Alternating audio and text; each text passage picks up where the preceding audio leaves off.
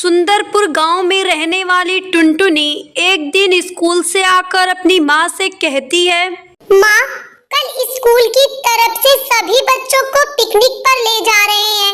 उसके लिए टीचर ने सभी बच्चों को 300 रुपए लाने के लिए कहा है। माँ, तुम भी अपनी बिटिया को पिकनिक पर जाने के लिए पैसे दोगी ना? बिटिया, तुझे तो पता है कि आजकल मेरे कपड़े सिलने का काम बहुत ही कम हो गया है, क्योंकि मेरी सिलाई मशीन भी आजकल ठीक से काम नहीं कर रही और आजकल तो लोग सिले हुए कपड़े लेना ज्यादा पसंद करते हैं।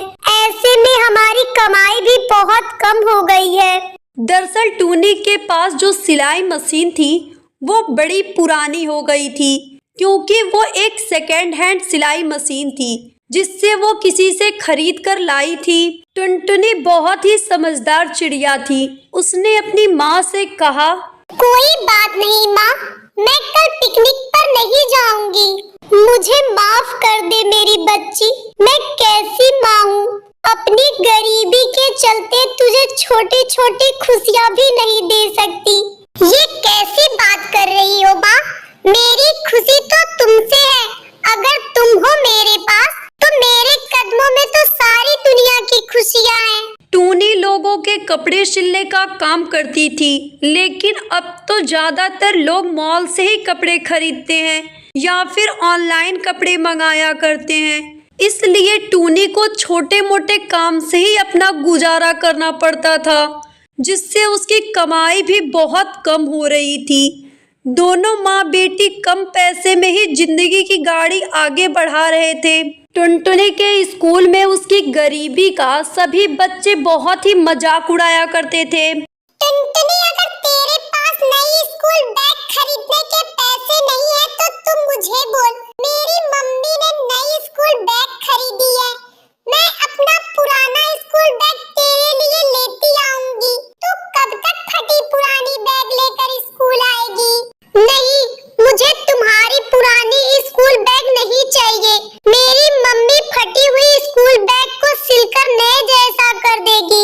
अच्छा, तो तेरी माँ इतनी अच्छी दर्जी है तो उनसे अपने फटे हुए बैग भी सिलवा लेना। इतना कहकर सुंदरी कौवी जोर जोर से हंसने लगती है। टुनटुनी को अपनी बहुत ही बेइज्जती महसूस होती है। वो घर आकर अपनी माँ को सब कुछ बताती है। कोई बात नहीं बेटी, तू दूसरे बच्चों की बातों पर ध्यान मत दिया कर। तू बस अपनी पढ़ाई से मतलब रख। माँ, अगर आज बाबा जिंदा होते तो हमें इतना दुख नहीं झेलना पड़ता है ना? हाँ मेरी लाडो, लेकिन अब तो हमारी किस्मत में रोना ही लिखा है। नहीं माँ, हम रोएंगे नहीं, हम हर कठिनाइयों का डटकर सामना करेंगे। टुनटुनी के पिता कुछ ही दिन पहले किसी शिकारी पक्षी का शिकार हो गए थे। उसके बाद टुनटुनी और उसकी माँ अकेले पड़ जाते हैं। टुनटुनी बहुत ही मेहनती चिड़िया थी। वो स्कूल से आने के बाद सेठ कालू कौवे के घर पे खाना बनाने और सफाई का काम करने जाती थी, जिससे उसे कुछ पैसे मिल जाते थे। लेकिन उन पैसों से टुनटुनी के घर की हालत सही नहीं हो पा रही थी। ऐसे ही कुछ दिन बीत जाते हैं। फिर एक दिन स्कूल में प्रिंसिपल मैडम अनाउंसमेंट करती हैं, बच्चों, परसों हमारे स्कूल में फैंसी ड्रेस प्रतियोगिता है। सभी बच्चों को इस प्रतियोगिता में हिस्सा लेना है। जो बच्चा इस प्रतियोगिता में प्रथम आएगा उसे पूरे 20,000 रुपए का इनाम मिलेगा। अनाउंसमेंट सुनते ही टुनटुनी सोचने लगती है, ये इनाम मुझे मिल जाए तो माँ के लिए नई सिलाई मशीन आ जाएगी। लेकिन फैंसी ड्रेस प्रतियोगिता के लिए मेरे पास कपड़े कहाँ से आएंगे? टुनटुनी, तू क्या कंपटीशन के बारे में सोच रही है? तेरे पास तो स्कूल बैग ही ढंग का नहीं है। फैंसी ड्रेस तेरे पास कहाँ से आएगा? सभी बच्चे टुनटुनी का मजाक उड़ाकर जोर जोर से हंसने लगते हैं। जब टुनटुनी स्कूल से घर आती है तो टूनी उससे खाना देती है। बेटी, तू आ गई, चल आकर खाना खा ले। नहीं माँ, मुझे भूख नहीं है। क्यों भूख नहीं है? दोगुनी मेहनत कर रही है। तू अब ठीक से खाना नहीं खाएगी तो पढ़ाई और काम दोनों एक साथ कैसे करेगी?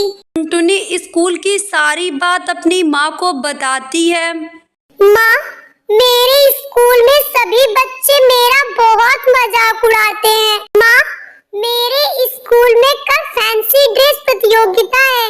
मुझे भी इस प्रतियोगिता में भाग लेना है और मुझे हर हाल में ये प्रतियोगिता जीतनी है ताकि मैं उन सभी का मुंह बंद कर सकूं। लेकिन बेटी, तू इस प्रतियोगिता में क्या लेकर जाएगी?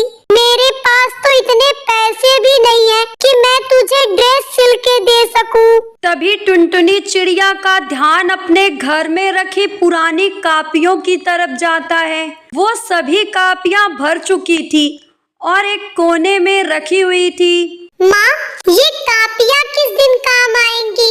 हम इस कापियों से एक गाउन बनाएंगे। कापियों से गाउन? हाँ माँ, कापियों के कागज से गाउन। इससे पहले ये गाउन किसी ने देखा भी नहीं होगा। ठीक है मेरी बच्ची, मैं तेरे लिए कागज का गाउन बना दूंगी। टुनटुनी कुछ अखबार कबाड़ी वाले से जाकर ले आती है। फिर दोनों माँ बेटी खूब मेहनत करती हैं और फिर 3 दिन बाद कागज का एक सुंदर सा गाउन बनाकर तैयार कर देती हैं। कुछ दिन बाद प्रतियोगिता का दिन आ जाता है और टुनटुनी कागज का गाउन लेकर प्रतियोगिता में जाती है। उसे देखकर सभी बच्चे उसका मजाक उड़ाने लगते हैं।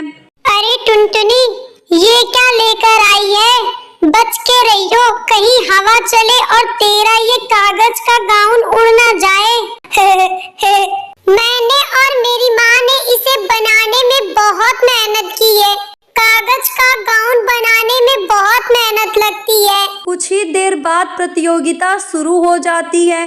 सभी चिड़ियाएं एक एक करके स्टेज पर आती हैं।